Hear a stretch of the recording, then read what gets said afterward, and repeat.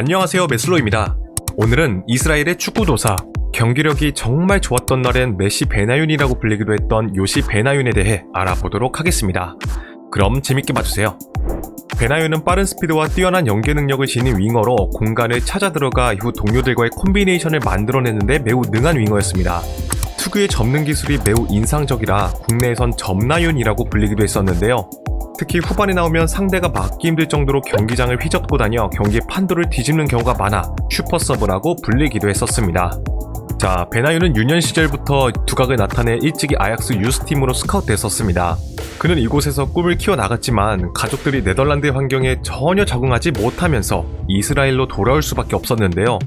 이후 자국의 하프엘 베르샤바에 정식 입단한 그는 17살이라는 어린 나이에 주전 자리를 차지하며 곧바로 리그 28경기 15골 1도움이라는 놀라운 활약을 펼쳤습니다. 그러나 팀의 강등을 막아내지 못했고 단 한 시즌 만에 이스라엘의 명문 마카비 하이파로 이적가게 되죠. 그리고 입단 후 베나윤은 이스라엘 해군체육부대에 입대하여 조교로서 군생활을 시작했습니다.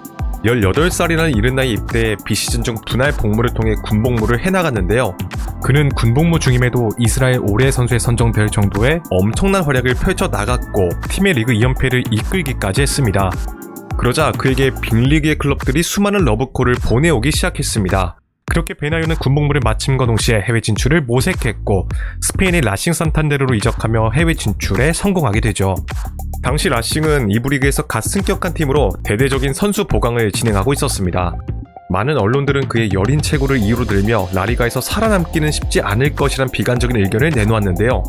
그러나 베나윤은 플레이메이커로서 유독 눈에 띄는 활약을 펼쳐주었고 어느샌가 팀의 핵심 자원으로 발돋움하게 되었습니다.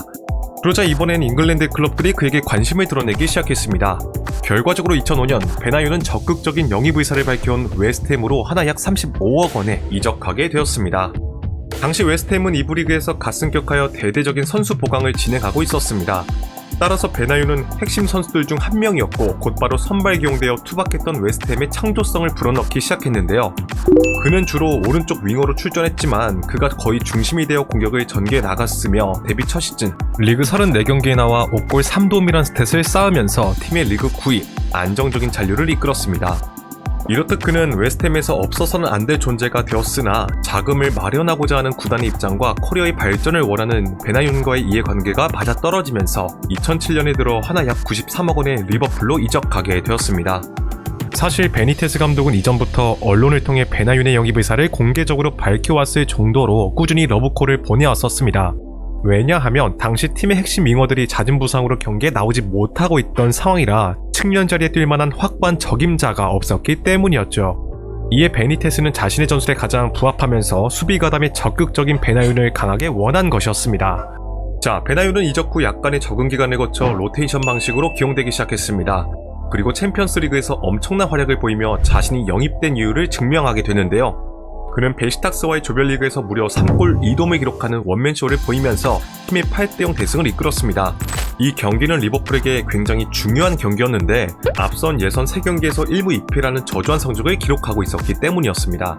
이 경기를 통해 16강 불씨를 되살리는 데 성공하면서 결과적으로 토너먼트 진출에 성공하게 된 것이었죠.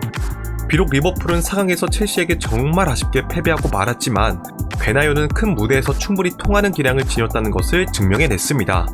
그리고 해당 시즌 전체 47경기 11골 7도움을 기록하면서 성공적인 리버풀 데뷔 시즌을 보냈습니다. 시간이 지나 08-09 시즌에 들어서 리버풀은 맨유와 치열한 리그 우승 경쟁을 펼치게 되었습니다. 리그 막바지까지 우승을 두고 다투고 있었기 때문에 중하위권과의 대결에선 무조건 승리를 차지해야 했는데요. 먼저 베나윤은 리그 31라운드 풀럼과의 경기에서 교체로 나와 후반 추가 시간 값진 결승골을 넣으며 리버풀의 연승을 이끌었습니다. 그리고 이 경기를 통해 리버풀은 맨유를 끌어내리고 단독 선두에 올라서게 되는데요. 이후에 베나윤은 아르샤베인이 포샷 포키를 기록한 정말 유명한 아스날과의 경기에서는 공미로 나와 극적인 동점골을 포함해 멀티골까지 넣으며 팀을 무승부로 이끌기도 했습니다. 하지만 리버풀은 해당 시즌에 너무 많은 무승부를 기록하여 결국 맨유에게 승점 4점 뒤처진 준우승에 그치고 말았습니다. 자, 이렇듯 베나윤은 리버풀에서 최고의 활약을 펼쳤으나 모종의 이유로 팀을 떠나기로 결정하게 되었습니다. 왜냐면 자신이 분명 리버풀의 우승 도전에 큰 힘을 실어주었음에도 불구하고 확고한 주전 대우를 받지 못했기 때문이었죠. 그의 말에 따르면 베니테스에게 마땅한 존중을 받지 못했고 득점을 기록하더라도 다음 경기에 결장할 것 같은 느낌이 강했었다고 합니다. 또한 자신에게 왜 팬들이 너의 출장을 원하는지 이해 못하겠다라고 이야기를 했다고도 하는데요. 그러나 한편에서 이는 그의 일방적인 말이며 후반만 시작되면 체력이 방전되어 버리는 그를 베니테스가 로테이션 관리해준 것이 잘못이냐 라며 팽팽하게 맞서기도 했습니다. 결국 베나유는 베니테스와의 불화 끝에 2010년 리버풀을 떠나 하나 약 100억 원의 안첼로티 감독이 이끄는 첼시로 입성했습니다.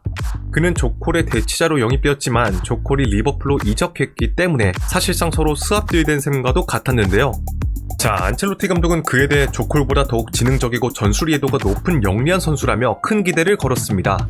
그런데 이적해온 지 얼마 안 되어 심각한 아킬레스 부상으로 거의 시즌아웃 되어버리고 말았습니다. 그리고 이때부터 그의 커리어가 급격히 꺾이기 시작했죠. 결국 시즌 후 빌라스 버스테즈에서는 전력이 자원으로 분류되어 타 팀으로 임대를 떠날 수밖에 없었습니다. 그의 행선지는 바로 빅4의 또 다른 팀인 아스날이었습니다. 당시 아스날은 나스리, 파브레가스가 떠난 중원을 빠르게 메워야 하는 상황이었습니다. 이에 벵고 감독은 아르테타와 베나윤을 급히 영입하게 된 것이었는데요. 자, 그는 이곳에서 슈퍼서브로 맹활약했고 특히 로시츠키와 괜찮은 호흡을 보여주었습니다. 공수의 연결고리 역할을 톡톡히 해내며 아스날의 리그 3위에 적지 않은 기여를 하게 되죠. 이로 인해 완전 영입설까지 돌기로 했지만 이는 성사되지 못했습니다. 이후 다음 시즌에 웨스트햄으로 한 차례 임대를 다녀온 베나유는 부상으로 인해 겨울 이적 시장에서 조기 복귀해야 했습니다. 그런데 조기 복귀한 첼시엔 한 가지 변화가 있었는데요. 바로 언론을 통해 네거티브를 주고받았던 베니테스가 토레스를 부활시킬 적임자로 첼시 임시감독으로 부임해 있던 것이었습니다.